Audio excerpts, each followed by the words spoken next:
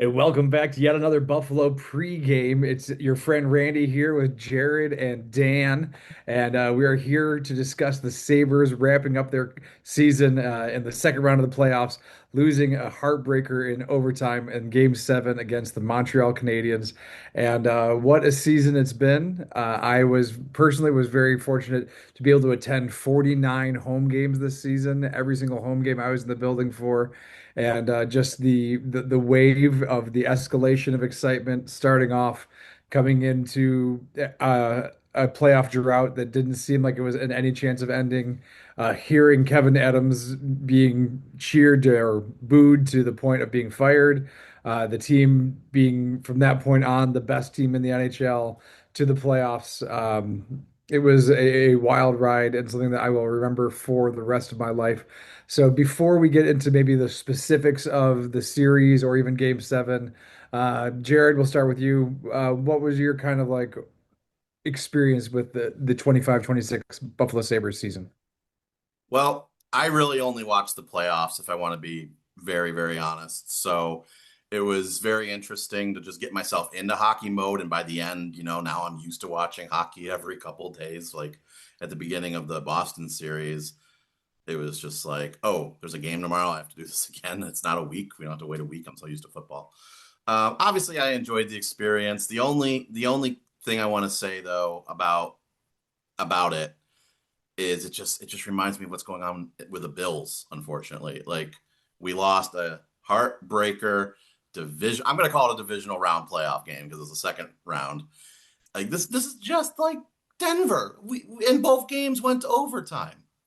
Like there wasn't an interception, there wasn't some crazy call in the overtime, but it was the same thing. And I was so bummed out that I was like, oh, please let it get to the Carolina game so we don't have to have this comparison talk. But here we are, we have to talk about it.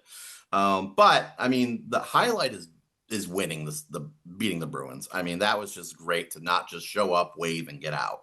Like we were in the Elite Eight or whatever you want to call it, and yeah, I enjoyed it overall. I guess I should say. So, as someone who wasn't following it so much during the regular season, when did you really start paying attention and be like, oh, something really is going on? Like, when did the Sabres really catch your ear? I mean, late March, early April, to be honest. Like right around the time they made the playoffs, or right before, I should say, because I was just like, we have been down this road so many times in past seasons where it's like, oh, look at what the Sabres are doing, and then they lay an egg at the end, and I'm just like, I'm not falling for this again. Like, call me when they're basically going to make the playoffs, nearly mathematically So, did the impossible. Olympics help then? Well, the Olympics always helps with hockey, no matter even in a season where the Sabres are bad. Like you start watching the Americans in the Olympics, and then you start watching regular hockey. And this year, oh my God, then the U.S. won, so you even had a bigger reason to get involved in it. Like I was checking the Canadiens roster to see if there was any players from the U.S. There weren't, so that made me happy. No mixed emotions. Perfect. Dan, I suspect that you had a little bit more experience with the following the season a little bit closer. What were your kind of overall feelings of the 25-26 season?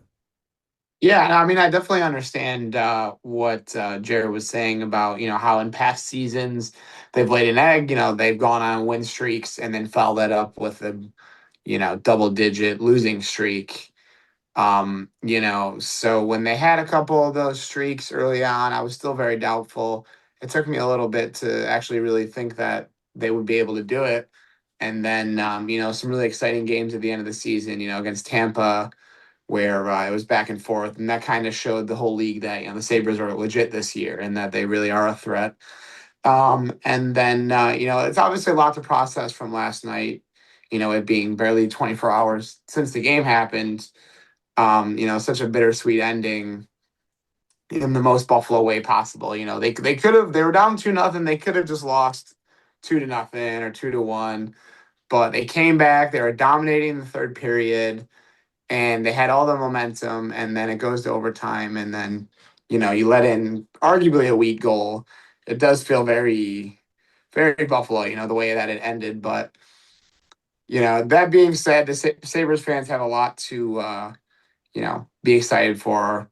Winning the first round, showing that they really do belong here, and then taking Montreal to 7 games where it was definitely a back and forth series. It seems like, there's no reason we shouldn't believe that they won't be back next year. All right, you're brushing on some things I want to talk about. Perfect. But since you and Jared already brought up Game 7 and mentioned some of the downer parts of it, but neither of you mentioned the Malenstyn no goal. Do you? I mean, Jared, you mentioned that there was no, bad calls in overtime, but there was with 3 minutes some left in regulation, where that we could have been up 3-2 and not having overtime at all. No, that's true. Now you're talking about the play where he covered it and then they hit it out of his They, hands and it they, went in. the ref blew the whistle moments before the Sabres put it in Yeah. the net. No, I mean, I actually agreed with the call. Like when they were all putting their hands up, I was just like, there's no goal. And then they confirmed there was no goal. So there was never a moment where I thought, oh, that's a goal. The only time in the entire series that happened was in the was Game 4, which was the Cris Collinsworth of hockey games there because yeah, you could like the announcers. I couldn't believe that. I know this is what you want to talk about, Randy. I'm going to talk about it. The puck was in the glove. It's in the goal, and the announcers are like, "Oh, I can't see the puck. Anyone can see the puck." And then they give us the goal. Woo, we got a goal. Yay. And then they're like goalie interference, which I'm sorry, they weren't touching the goalie on that shot, but they gave it to him anyway, then take the goal back. And there's so many different metaphors you can say about that. But the point is that was the one that got me. But we won that game. So that game had that whole thing had no consequence. But I see what you're saying there, Randy, about the no goal that we kind of had. I just didn't think it actually was a goal, honestly. I can tell you that the 19,000 people in the arena thought for sure it was a goal. Dan, any thoughts on the taking that point off the board, perhaps? Um, I think I do agree with Jared. I mean, I was at the Canalside watch party, Oh, so wait, time out. How was that? it was fun. It was fun. I mean, I didn't go to any of the other ones. I feel like yesterday was probably the most crowded it had been. Um, you know, Yeah. so just try not to get stuck behind anyone tall, and you could see it, and it was a fun time. Sorry, I've interrupted And your point, Dan. Go ahead. I'm yeah, sorry. and but the crowd there wasn't calling telling the refs that they sucked after that call. I mean, I think there definitely was a lot of people in the crowd that thought that would be a goal. It just seemed like, if anything, I would say that it was an early whistle where in some scenarios there, the refs don't blow the whistle so early and then the puck ends up in the net. That being said, the whistle was blown and he had the puck. The goalie had the puck. Dobeš had the puck. So yeah, I wasn't really thinking that Buffalo really got screwed over there, to be honest. I do agree that Game 4, there was some pretty brutal calls, but like Jared said, they ended up winning that one. But I don't know. I think this series came down to goaltending. I mean, the Sabres couldn't. Neither of their goalies could really get into a groove. UPL or Lyon. It seems like they were both struggling, both a handful of times throughout the series where it felt like you really need your goalie to make a big save. I mean, none bigger than overtime of Game 7 where you need your goalie to make a big save and he didn't. It seems like that might be something that's they try to address, because in the off season, just because I feel like having rotating goalies. I mean, I don't know how often that is. Teams that end up winning the Stanley Cup have rotating goalies like that. I feel like you want someone who's a clear number one. Yeah, I Dan, don't know. Towards I the agree with you completely. I think the team's one goalie away. Honestly, I hate to be a downer on UPL and Lyon here because they both had some great moments too. But I'm curious. I don't have the stats, guys, but I'm curious about the block shots in every game. Like, how many of them did we have like multiple block shots versus not that many block shots? And was that the true defense of the game as opposed to the goalie play? Yeah. Dan did mention some inconsistencies in goal or in the officiating about times that might not have been a whistle blown, for example. I one thing that I noticed was that Montreal, with more playoff experience, was hacking and slashing away at the Sabres and getting lots of no calls. Is it perhaps that playoff experience is that players learn that they can do whatever they kind of want to within reason and not have to worry about penalties? Or are there other lessons the players should take away as they prepare for another season's playoff run? Jared, we'll start with you. I mean, it did remind. I was thinking towards the very end of Game 7, so I'm kind of wondering how long it took the Sabres to figure it out. I was starting to think about NFL officiating in the playoffs. Like, oh, when they start to not call anything, I feel like that's what's happening in these playoff games. They're just letting them go. I mean, going back to Game 7, or Game 4, they called everything on that one. They took a break from playoff officiating apparently that day. But I guess that would be the lesson. Like, just go maybe a little bit harder than you're used to because maybe they won't call it as much. All right, Dan. So what do you think the Sabres are taking away from the 25-26 run as they go into another run of, the all-powerful playoff experience that we were lacking this time around? Like what did we gain this round? Yeah, no, I definitely think you have a point about the playoff experience. I think Boston tried doing the same thing in the first round, but it didn't matter as much because the Sabres were the faster, more talented, more skilled team, and they ended up overcoming that. And Montreal being a much more talented team doing the same thing, it's harder to, if you can't overcome that, then it's harder to end up winning a series. But yeah, now they have it under their belt. They have the close games under their belt, the 7 game series, the grind of the a long, too long playoff series.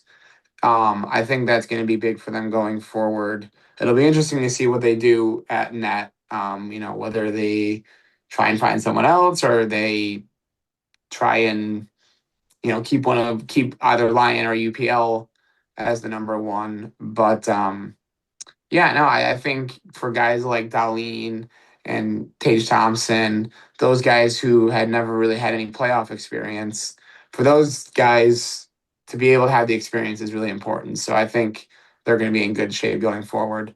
I've seen some things about Lindy Ruff and him possibly not coaching next year. I mean, I think we all want him to come back and, the great job that he's done as well. But the future is definitely bright for the Sabres. I mean, I saw UPL throw his helmet. If Terry Pegula went in that locker room and saw anybody looking upset, Lindy Ruff might not have a job based on his how he critiques McDermott. Randy, I do have a question for you. You were at the games. Why could we not win at home? What was the problem? It's league wide, so I don't know if it's something that the Sabres specifically need to address, but throughout all the playoffs, with the exception of Carolina, like the winning percentage is like in the teens for the home teams in the playoffs. So I don't know if it's just teams gripping too hard or I mean, in hockey, the home team gets to make the change second on the faceoffs. So the visiting team has to put their line out first, and then the home team can react to who they put out on the ice. And that is a big, big advantage. So the fact that that alone is overcome 80 some percent of the time is a statistical outlier for sure. So I blame Vegas. I don't know. That's Yeah, that's that's an interesting point though, Randy, because like that's how the game ended. It was off of a face-off. We get it, and then we lose it trying to do a really weak pass by Darlene, and that's what I was saying. I don't know what you guys are doing in the final shot, but that's what I was literally saying out loud. I was like, "Oh, not like we need to win this game to continue the series or anything." And then the goal went immediately in. All right, I'm done. Sorry. all right. Well, trying to bring this home. 25-26 season behind us. What is a measure of success for next year? Is it a conference final or bust? Just playoffs again? Finding a number one goalie? Dan, what are you looking for the Sabres in the 26-27 year? Well, the expectations are definitely going to be much higher now, obviously. So even this year, it feels like they came out pretty weak and they started the season off pretty rough. I think you want to start out strong next year and keep this going. Um, I was going to say get home ice advantage, try and win the conference, get the home ice advantage, but like you pointed out, maybe that's not so important, but um, yeah, just keep For those of us who work in those of us who work in the arena, it's pretty important. right. That's true. That's true. Extra sales. Um, yeah, I mean, I think in terms of what I'm hoping for next year, I mean, yeah, I think we want to get to at this point, they won a playoff series, they won the division. I think, yeah, your goals are the Stanley Cup now. I mean, and it doesn't seem too far off. They were a goal away from making it to the conference finals, and It'll be interesting to see what happens between Montreal and Carolina, because Carolina seems pretty good and the Avalanche seem even better. But there's no reason that the Sabres can't put a team together next year that can compete with those teams and play for a cup. Just quick caveat with the other teams. Colorado looks good against Western Conference team, and the Western Conference has just been trashed this entire season against the Eastern Conference. So take with that a grain of rice as the Stanley Cup approaches. Jared, what do you take for what is the measure of success for the Sabres next year? I mean, that's a tough question. I mean, on one hand, yeah, do they make the playoffs again? Do they get this far? I mean, if I learned anything, going back to your other question, is how hard you just have. I mean, they had to play 13 games just to get to here, and we haven't even got to the two other series they would have done. I want to say Cup, that's like that would be my win the Stanley Cup finally. Like you have the momentum. This doesn't happen all the time. Like you got to stick with it. You got to keep going. You got to make the calls now while you can. Like get that goalie, make the changes, whatever you got to do because like we're in that now mode. So that's what I see. Like I want to see more than this. Like would I still be happy if they made the playoffs and even lost in the first round? Yeah, I'd be okay with it, but I would really like them to go further next year. I mean, obviously, but I think that's how I see success. Awesome. Well, thank y'all so much for tuning in. Be sure to like and subscribe if you haven't already. It's been my pleasure to be talking about the Sabres for a change here on our channel.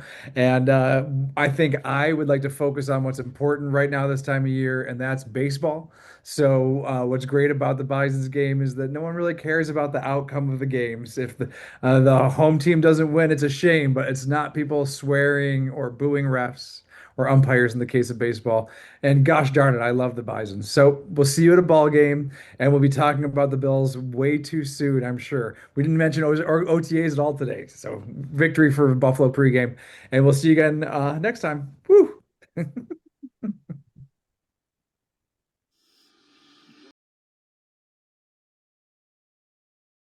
I was trying to think of a nice little phrase there to say at the end about Josh Allen, but I decided not to.